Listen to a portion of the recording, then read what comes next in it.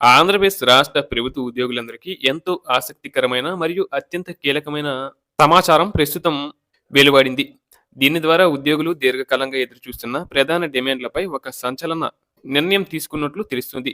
రాష్ట్రంలోని లక్షలాది మంది ఉద్యోగుల జీవన ప్రమాణాలను ప్రభావితం చేసే పీఎస్సీ నియామకం మరియు దానికి అనుబంధంగా రావాల్సిన 30% మధ్యంతర భృతి విషయంలో చాలా ముఖ్యమైన అప్డేట్స్ ఇప్పుడు మన ముందుకు వచ్చాయి.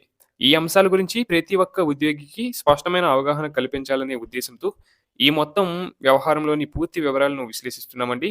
ఇక విషయంలోకి వెళితే ప్రభుత్వ ఉద్యోగులు ఎప్పటినుంచో కోరుచున్న న్యాయమైన డిమాండ్ల సాధనే ఏకైక లక్ష్యంగా ఈ పరిణామాలు చోటు చేసుకుంటున్నాయి. రాష్ట్రంలోని ఉద్యోగ సంఘాలు ఐక్య వేదిక అయిన ఏపీ జేఏసీ అమరావతి ఆధ్వర్యంలో వచ్చే నెల అనగా ఫిబ్రవరి 5వ తేదీన 4వ రాష్ట్ర మహాసభలను నిర్వహించ తలపెట్టనున్నారు. ఈ మహాసభల వెనుక ఉన్న ప్రధాన ఉద్దేశం మరియు భవిష్యత్తు కార్యాచరణ గురించి ఏపీ జేసీ అమరావతి రాష్ట్ర అధ్యక్షుడు బొప్పరాజు వెంకటేశ్వర్లు గారు చాలా స్పష్టమైన వివరణ అయితే ఇచ్చారండి. విజయవాడ నగరంలోని చారిత్రాత్మక తుమ్మలపల్లి కళాక్షేత్రం వేదికగా ఫిబ్రవరి 5వ తేదీన ఈ భారీ బహిరంగ సభ మరియు మహాసభలు జరగనున్నాయి. రాష్ట్ర ప్రభుత్వంపై ఒత్తిడి తీసుకువచ్చి ఉద్యోగులకు రావాల్సిన బకాయిలు మరియు కొత్త వేతన సవరణలను సాధించుకోవడమే ఈ మహాసభల ప్రాథమిక ఉద్దేశమని ఆయన పేర్కొన్నారు. సాధారణంగా ఏదైనా కొత్త ప్రభుత్వం అధికారంలోకి వచ్చిన వెంటనే ఉద్యోగుల సంక్షేమం కోసం త్వరగా కొత్త పీఆర్సీ నియామకానికి సంబంధించిన చర్యలు తీసుకుంటామని, అలాగే ఒక ఉన్నత స్థాయి కమిటీని ఏర్పాటు చేస్తామని హామీలు ఇస్తుంటారు.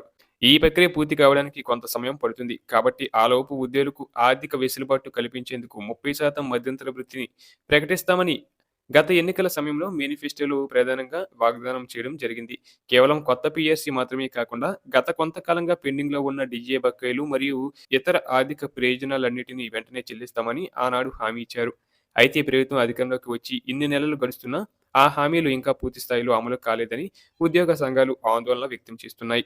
అందుకే ప్రభుత్వం వెంటనే స్పందించి కొత్త పీఆర్సీ కమిటీని వేయాలని, అలాగే పీఆర్సీ నివేదిక వచ్చే వరకు వేచి చూడకుండా తక్షణమే 30% మధ్యంతర భృతిని మంజూరు చేయాలని బొప్పరాజు వెంకటేశ్వర్లు డిమాండ్ చేస్తున్నారు. ఇక ఈ మహాసభల నిర్వహణ తీరు గురించి ఆయన మరింత సమాచారాన్ని విలేకరుల సమావేశంలో పంచుకున్నారు. ఫిబ్రవరి 5వ తేదీన ఉదయం విజయవాడ నగరంలో ఉద్యోగులందరితో కలిసి భారీ ర్యాలీ నిర్వహించనున్నట్లు తెలిపారు. ఈ ర్యాలీలు ఉద్యోగుల ఐక్యతను చాటి చెబుతాయని, అనంతరం ఉదయం 10 గంటలకు మొలపల్లి కళాక్షేత్రంలో భారీ బహిరంగ సభ ప్రారంభమవుతుందని వివరించారు. ఈ సభకు విశేష ప్రాధాన్యత ఉంది. ఎందుకంటే రాష్ట్రంలోని కీలక మంత్రులైన పయ్యవుల కేశవ్ గారు, నదెండ్ల మనోహర్ గారు మరియు సత్యకుమార్ గారు కూడా ఈ సభలకు హాజరయ్యే అవకాశం ఉందని సమాచారం. ప్రభుత్వ పెద్దల సమక్షంలోనే ఉద్యోగుల సమస్యలను నేరుగా విన్నవించేందుకు ఈ వేదికను ఉపయోగించుకోనున్నారు. ఇక ఈ సభ ఆంధ్రప్రదేశ్ రాష్ట్ర ఉద్యోగుల చరిత్రలో ఒక మైలురాయిగా నిలుస్తుందని, ప్రభుత్వ ఉద్యోగుల పట్ల సానుకూల నిర్ణయం తీసుకుంటుందని అందరూ ఆశాభావంతో ఎదురుచూస్తున్నారు.